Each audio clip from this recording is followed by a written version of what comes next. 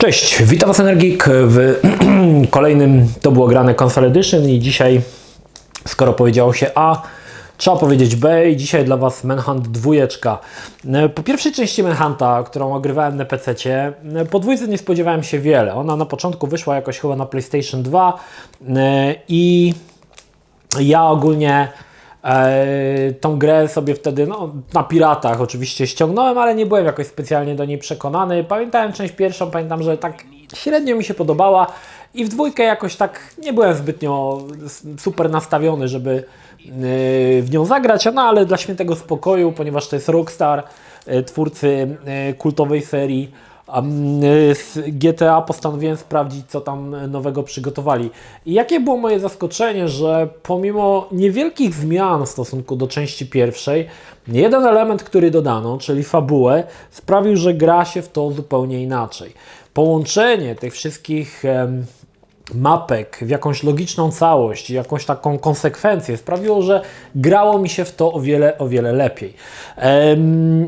Twórcy podnieśli trochę poziom brutalności, jednocześnie go też zmniejszając. Brzmi to dziwnie, ale o ile egzekucje, które wykonuje tutaj nasz bohater, są bardziej brutalne, o tyle w pewien sposób zminimalizowano je, dorzucając pewnego rodzaju cenzurę. Cenzura polegała na tym, że w momencie, kiedy na przykład, nie wiem, nasz bohater coś robił jakiemuś nieszczęśnikowi, padała krew jakby na kamerę i zasłaniała całą akcję tego, że nie widzieliśmy tego. Dopiero widzieliśmy, że jak wróg padał, mogliśmy jedynie domyślać się, co ten Daniel, główny bohater, mu tak naprawdę, naszemu przeciwnikowi robi. Znaczy to było wiadome, tylko że tak, jakie są konsekwencje tego, nie było tego za bardzo widać.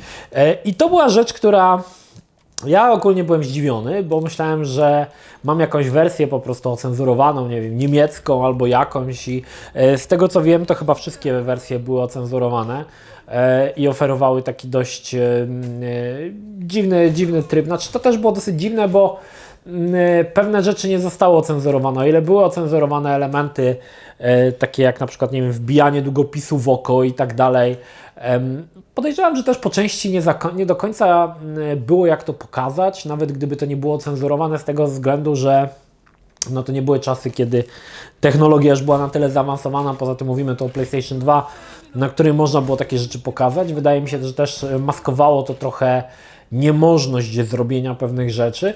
O tyle na przykład strzały z pistoletu bądź shotguna z bliskiej odległości, kiedy rozwalamy pół twarzy przeciwnikowi, to zostało. Także pewne rzeczy zostały, no ale tak jak mówię, wydaje mi się, że bardziej tutaj chodziło o zamaskowanie pewnych niedoskonałości całej gry, całego silnika, który po prostu nie mógł tych elementów pokazać. W odróżnieniu, znaczy gry się różnią od siebie, pierwsza część i druga, ponieważ mamy innego bohatera. Tutaj mamy Daniela Lamba, który wraz ze swoim kumplem Leo uciekają na początku ze szpitala psychiatrycznego. W trakcie całej tej historii poznajemy losy Daniela, kim on jest, dlaczego trafił do szpitala psychiatrycznego, kim jest Leo i tak dalej, i tak dalej. Gra zawiera pod koniec całkiem fajny twist. Nie jest to może twist, którego się nie spodziewamy, bo od kilku godzin gra, odkąd zaczynamy, po kilku godzinach gra już nas jakby przyszykowuje do tego twistu i to wydaje mi się też jest dosyć słabo. Zamiast uderzyć tak z jednym mocnym uderzeniem, to tak jakby daje pewną taką, ja podejrzewam, że chodziło o zasianie pewnej niepewności, ale bardzo szybko kumamy, co się dzieje tak naprawdę i to też wydaje mi się, że tutaj pod tym kątem można było zrobić to lepiej, uważam, tak? Gra też w odróżnieniu od części pierwszej oferuje troszkę więcej tych egzekucji, bo cały tytuł ponownie polega na, cała gra jest ogólnie grą typu stealth, w której zabijamy kolejnych przeciwników, wykonujemy cele jakiejś tam misji, bo teraz te cele nawet są jakieś tam bardziej złożone, nie tylko zabij wszystkich na planszy, ale dotyczą też także czegoś dodatkowego. Zabijamy tych przeciwników i tych egzekucji jest jakby więcej, znaczy tych przedmiotów różnych, które możemy zebrać jest jakby więcej, ale też doszły egzekucje, takie tak zwane environment execution, gdzie możemy wykonać egzekucję z jakąś obiektem typu umywalka, czy taki transformator do prądu i tak dalej, i tak dalej. Wtedy możemy wykonać taką właśnie, troszkę tak było chyba w Last of Us chyba, właśnie te environmenty doszły. Sam sens całej gry się nie zmienił, to ponownie jest gra stealth, gdzie już chodzimy w cieniu, czekamy na dogodną okazję, mamy tą egzekucję, gdy trzymamy przycisk i ten znacznik zmienia się z żółtego na czerwony, z zielonego na czerwony i każda z tych egzekucji jest jakby coraz bardziej brutalna, co jest oczywiście tutaj może jest troszkę bardziej umowne, bo niektóre ciężko powiedzieć, które egzekucje są bardziej brutalne, a które nie. Natomiast no, cały ten sens pozostał. Natomiast widać, że chyba zastosowano tutaj nowy silnik, bo gra, pierwsza część była strasznie pusta, była strasznie taka smutna, tam nie za wiele było w tych planszach. Dwójka też nie poraża może bogactwem świata, ale widać, że wszystko jest lepiej wykonane, są lepsze asety, lepsze postacie, ładniej wykonane i to mi się o wiele bardziej podobało również.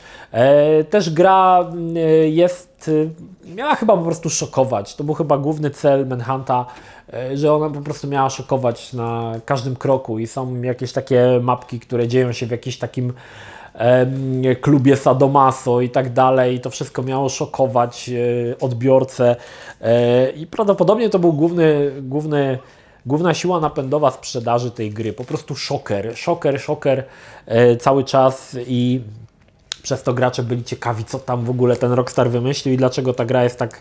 Podejrzewam, że też to było tak, że całą akcję reklamową załatwili po prostu wszyscy ci, którzy krzyczeli, żeby nie kupić, żeby zbanować. To przyniosło zupełnie odwrotny efekt i Manhunt się sprzedał lepiej niż gdy jakby jakieś tam były reklamy w jakichś czasopismach, gdzieś tam się pojawiło. Także wydaje mi się, że tutaj Rockstar w pewien sposób może testował pewne sposoby właśnie.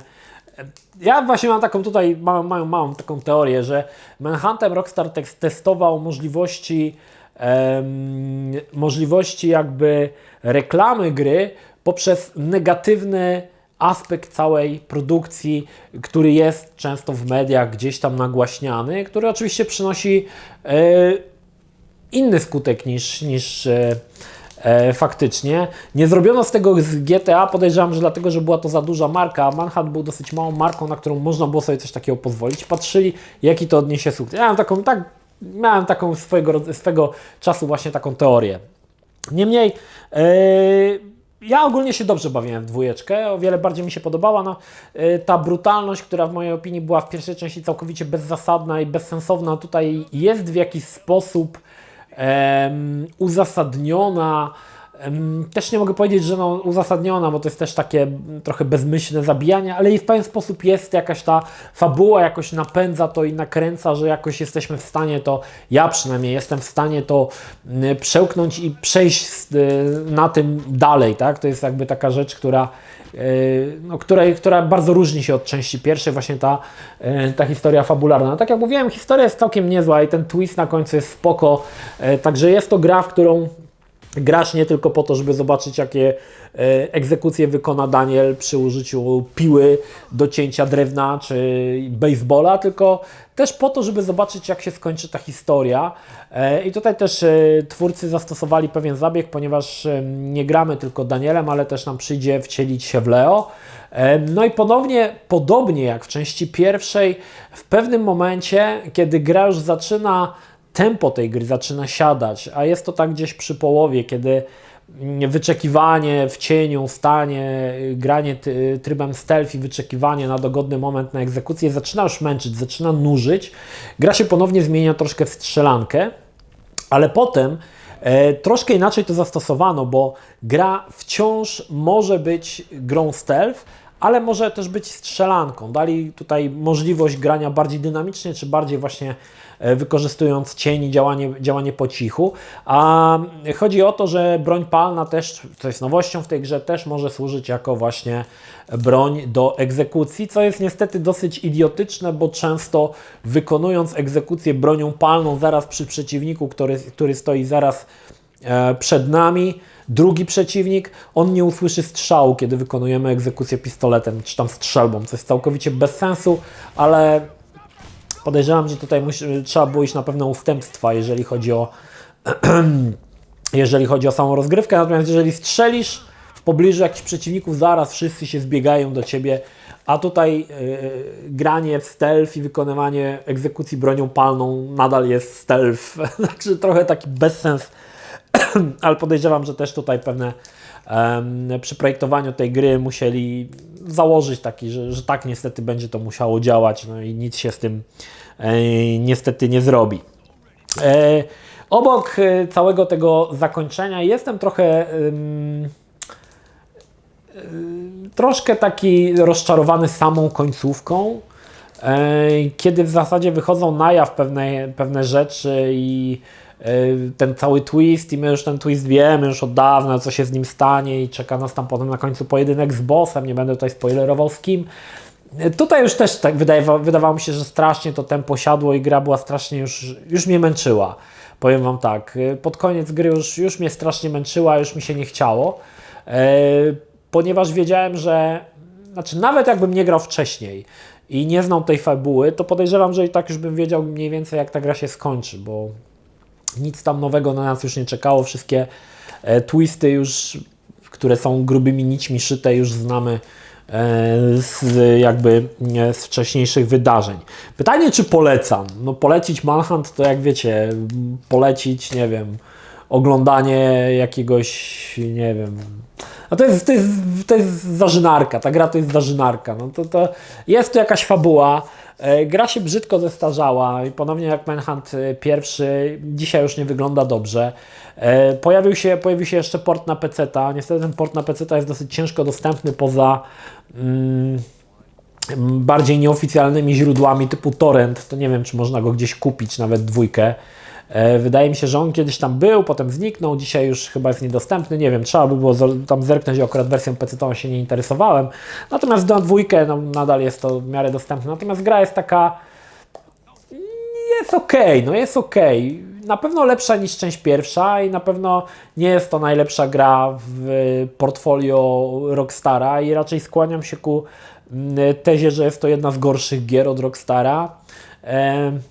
Robiona troszkę pod tworzenie, pod szerzenie kontrowersji, była to chyba jej główne zadanie. No i tak jak mówię, tutaj moja taka jakby teoria, że testowali możliwość reklamy negatywnym wydźwiękiem w mediach, zobaczyć, jak to w ogóle się wpłynie na sprzedaż gry. Niemniej, no Manhunt 2, no jeżeli zagrałeś w jedynkę, no to warto zagrać w dwójkę, bo to, co było, nie za bardzo działało w jedynce i mogło się nie podobać, w dwójce zostało zmienione. Na pewno lepiej wypada cały ten świat, bo jest on lepiej zbudowany i tak dalej, natomiast no, gra i tak graficznie raczej Cię nie powali, raczej jest to taki dość powiedzmy ta półka raczej średnia, jeżeli chodzi o tytuły z PlayStation 2 i ich jakość graficzną, natomiast no jest to jakaś gra, którą można skończyć, ale nie wypada powiedzieć, że zachęcam. Że Manhunt to jest gra, którą nie wypada zachęcać do zagrania, no bo to jest rzeźnia, nie? To trochę tak głupio. Zachęcam Cię, żebyś zagrał w mordowanie ludzi piłą, czy tam coś. To jest takie trochę nie na miejscu, także jest okej, można zagrać, ale jakoś bez szału. Niemniej, no ja się bawiłem całkiem nieźle, też to jest nie na miejscu. Nieźle się bawiłem mordując ludzi, nie? To też jest trochę takie stwierdzenie nie na miejscu. Natomiast jako gra okej, bez szału, ale okej. Niektórzy tam pisali, że czekają na część trzecią. Nie wiem, czy marka już nie jest martwa. Manhunt dzisiaj, gdyby miał wyjść w formie, jakiej prezentował w Manhunt 1 i 2, nie widzę raczej pomysłu, żeby było inaczej, bo gdyby wyszedł w formie open worlda, czyli gry z otwartym światem, za bardzo by przypominał GTA po części. Musiała być to gra ponownie liniowa, bardzo taka zamkniętej formule, jak poprzednie części. I dzisiaj tego typu gry raczej już się nie sprzedają. Gracze raczej chcą otwartych światów, gry na kilkadziesiąt godzin, a nie na kilka godzin, bo Manhunt jest taką grą na kilka godzin. Wydaje mi się, że Rockstar już na tyle jest sławny, że chyba też szkoda by im było czasu zajmować się takimi popierdółkami, skoro mogą wydać tytuł na przykład, nie wiem, GTA 6 czy niedawno Red Dead Redemption 2, gry, o których mówi się w które gra się latami. Może Red Dead Redemption nie tak bardzo jak na przykład GTA 5, gra, która już ma kilka lat za sobą, czy nawet kilka lat za sobą już jest od premiery, a gracze nadal w to grają i widać, że tutaj im się opłaca to promowanie tej gry jako usługę, czyli dorzucanie cały czas nowych elementów, nowej zawartości, która zwiększa cały czas objętościowo grę, ale i dostarcza nowych jakby tam wyzwań, nowych jakichś pomysłów. I Manhunt taką grą by nie był. To był taki raczej one shot, który jeszcze może bym się mógł tutaj, może by byli zainteresowani trzecią częścią, gdyby to wyszło tylko na rynek cyfrowy, bo to jest taka gra, która raczej by się mogła pojawić na rynku cyfrowym niż pudełkowym, ale nie sądzę, żeby Rockstarowi się chciało i żeby w ogóle miał jakiś tutaj powód, żeby wracać do tej marki. W mojej opinii marka dzisiaj jest już niestety całkowicie martwa. No dobra, to tyle. To tyle. Pozdrawiam Was, Energik. Trzymajcie się. Do następnego. Cześć.